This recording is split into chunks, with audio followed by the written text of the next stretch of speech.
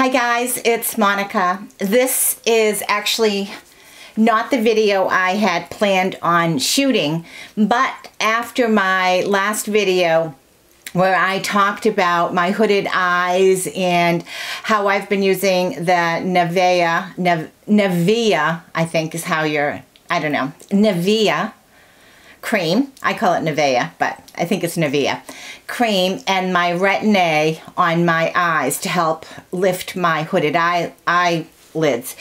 And after I did that video, I had a number of questions, some of them in the comments, some of them in direct messages, some of them actually on Facebook. So I've had a number of different messages regarding that and regarding wanting to know exactly how I'm layering it. So I thought I would just spend a few moments of this vlog talking about how I layer that. In the tail end of this vlog, I'm going to insert the clips of the video that I took yesterday, Saturday, when Jay and I and friends of ours went down to Salem, Massachusetts for the Haunted Salem event.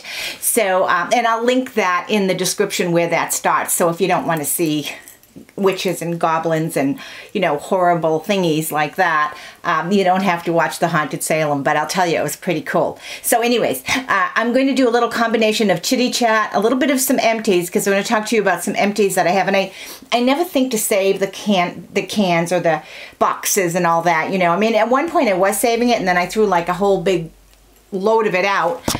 Because I never really did a empties video. I don't usually have that many empties, and I don't think that they're necessarily all that exciting, my empties.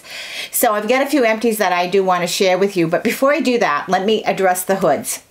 I still have hooded eyelids, guys. I do, without a doubt. They have not gone away. They're still there. They are just, in my opinion, probably, I don't know, I want to say maybe 80% better, maybe even more than they ever were in my life. Now, so I mentioned in that video that I do the Retin-a on my eye. You know, I go down on my brow bone and I go into the upper part of my eyelid. I don't go down into the movable section. I stay above it. But I want you to know that I didn't just start like one day just apply Retin-a to my eyelids. I went into this very, very slowly. I've been using Retin-a for over 14 months now, and I think because I always went down into my eyebrow and Retin-a travels, that I probably conditioned that area. But when I say that, I didn't start out doing it 7 nights a week. I still don't do it 7 nights a week. So, you know, on my nights that I use Retin-a, which can be on average sometimes 5, it can be anywhere between 4 and 6, depending on the week I'm having and how my skin reacts. You all should know how your skin, you should know your skin. I know my skin pretty well. On my Retin-a nights, I use my weakest Retin-a, and this is after I've washed, I've done my serums, I've let my skin dry. So if it's like right before bed, I'll go in and I will then take a little bit of that Retin-a, and I put the normal dose on my face, and then I go with the 0.025, the weakest one. I do a little dab, and I go right below my eyebrow. I go onto my brow bone, but not below. I go and tap around my crow's feet, right underneath, but not up above my bags, and I tap that in. Now, if I have a little left over, I'll use it around my neck. If I don't, I'll squeeze a little bit more out. I take a little bit of my rose hip oil and I mix it, and I go down to my neck and I go down to my décolletage area, and I put that on there. So the Retin-a is the first step for me. After I've done my normal Retin-a, I normally moisturize my skin with my Bee Venom cream. I don't do that around my eyes. I would then go in with a eye cream or any cream you really like. I just happen to really like my Timeless eye cream. So I then go into my, you know, with my Timeless, I put a little pump on, and I put it on top of everywhere that I put my Retin-a. This might have been a period of maybe 2 minutes, if that. So I do apply it pretty quickly. I do around my eyes, go down my neck, go down here, and then, you know, as you wash my hands, and then I go with my eye cream, and I will go all around where I need to with my eye cream.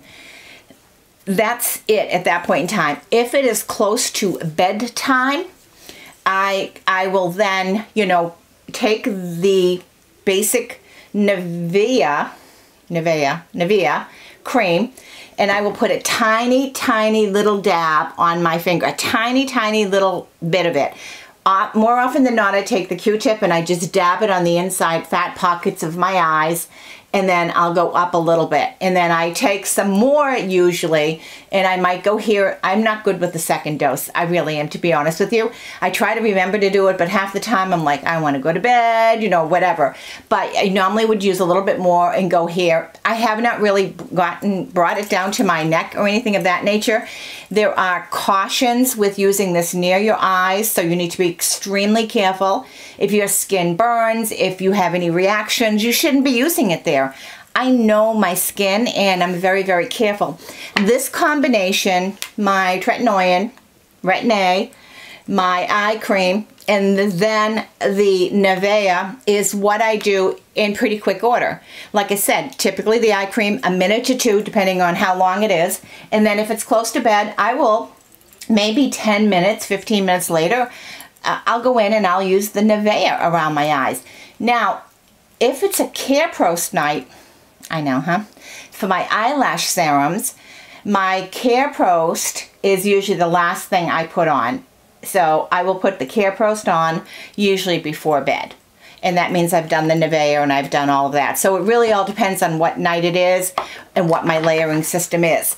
On the nights that I derma roll, you know, I have a different routine on my derma roll nights. So, but that is typically how I layer the Retin-a, the Nivea, and my skin cream. And that was the questions I'm getting. Wasn't so much for what I'm doing on my face, but what I'm doing around my eyes. And that's pretty well how I do it. Now, there are cautions left and right. You shouldn't just take your Retin-a and go down into your eyes. Please, please, please do your own research. Learn and know intimately how your skin reacts to products. I know my skin pretty well, so I'm okay with this. But when I did it, trust me, I did it one night and then I didn't touch my eye area for days. I waited to see what was going to happen because I didn't want to have big red reactions or sores or peeling all over there like crazy. Every now and then I have a little mild peeling. Nothing that I can't handle. So I hope that answers the layering questions on that. And if not, you know, I'll try to be a little bit more specific, but it all happens pretty quick, and usually at one point before I go to bed. The other thing I wanted to mention is an empty.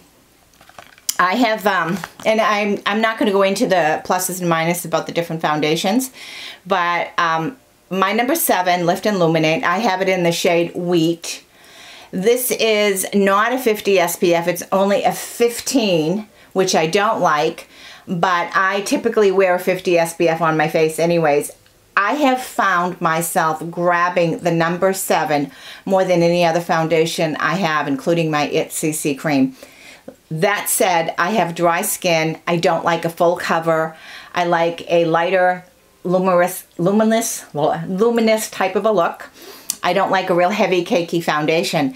The #7 goes on really smooth. Now, some days I'm so dry that I have to put a face oil on even before I add this on to my skin. But I found myself gravitating to the #7 more than anything else, to the point that I've already replaced it with my next bottle. I really, really like it. And it is drugstore, and the price is a little higher for drugstore, but hey, I'll tell you, I think it's a great product. The other thing that I sort of hesitate to mention, and only because I'm still experimenting, but I started the Nutri-Ox, and I did this, I think it was Laura from Makeup Shake Up and Elle from Elle for Living, and both of them had talked about this shampoo, and I did it. I went to Sally's and I bought the shampoo, and then I bought the serum.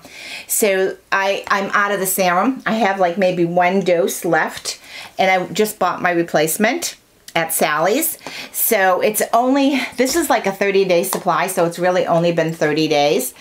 I will tell you that I have noticed a little bit of a difference in how my hair feels fuller. I haven't seen any hair regrowth, and I had gone to the hairdressers not too long ago where she gave me a trim and she gave me my root job. She didn't notice any hair regrowth, but she thought my hair was feeling good, which I think is really good. And this is, you know, this says you will notice a difference. I'm going to continue on. I have 2 big bottles of the shampoo. I'm going to continue on with it. And I know I've promised a update on my shampoos, and I just haven't done it yet. I still am going to do that video. But I just, you know, this is worth a shot to me, and it's not that expensive. I think this is like $16, and then the shampoo, I think for $30-something you can get all 3. At Sally's, you could probably get it cheaper at Amazon. But those are my empties, and of course my other empty is that I am buying my Retin-a, and I have a little bit left in my Care Prost. So I'm going to place an order. I was going to go and try Grandi last. I think that's what it was. After my Care Prost ran out. But at this point, I'm thinking I'm going to just reorder the Care Prost because the price is so much better. So that's my empties. I don't have a whole lot. And I hope that my layering, I hope I explained the layering well enough on the, you know, on my hooded eyes. Because I think it's important that people don't just jump in and do what anyone on YouTube says to do. You have to research, you have to know your skin, and you have to be really mindful of how your skin is going to react. I wanted my skin to improve. I never expected that my hoods would be like this. I never did. So I'm really I'm tickled pink with that. So I hope you stay tuned, because next up is our little vlog we did when we went to Salem, Massachusetts, known for the witch trials. And what a history, what history. So I hope you enjoy the video, and thank you so much. If you're new to my channel, please subscribe, please like, please leave me a comment, and I'm sorry this is so long, and have a wonderful day. Bye guys. Sharing with you just a little tiny video clip of our recent trip to Salem, Massachusetts. We actually went into the Witch Museum this time, and as you can see, there's some really cool little artifacts in there. This was a real sad time frame in our history with all the hangings and all of the sadness that happened, and that is really what Salem, Massachusetts is known for, the witch hanging. As you can see, there were lots of people out and about.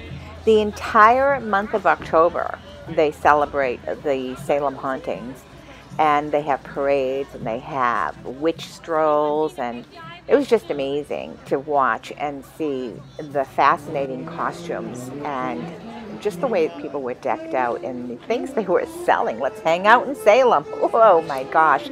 That sweatshirt was awesome. I wanted to buy it, but it was like $45, and I wasn't spending it for that sweatshirt, as cool as it was. Now, a lot of these people set up, and they do require, or they don't require, but they ask for, they try to give you, get you to the point of giving them tips, especially if you want to have a photo taken with them. So it's a wonderful, fun-filled event. Jay and I went last year, and it was a rainy day, so it wasn't quite as crowded as it was this year. But no matter, we had a great time. We went with Mike and Judy, and thankfully Mike drove down. He knows the area really well. We got some awesome parking spots, and we were able to take in some of the events. So a long day. I think by the time the day was over, I had something like 12,000 steps in. So I got some exercise and just really, really enjoyed it. We topped the day off by going down to the House of Seven Gables. And this is the view from the grounds. We bought tickets, well, we got tickets to go in and tour the house. And then we had some time to kill, so we walked down by Salem Harbor, where we hoped to get something to eat. But, you know, the waits in the restaurants were like an hour to 45 minutes to 2 hours long. So we got an ice cream cone and walked back to the House of Seven Gables, walked around the grounds, and sat down by the waterfront while we waited for our tour to begin. And it was really a sweet tour. No photos or videos inside, but we had a great time.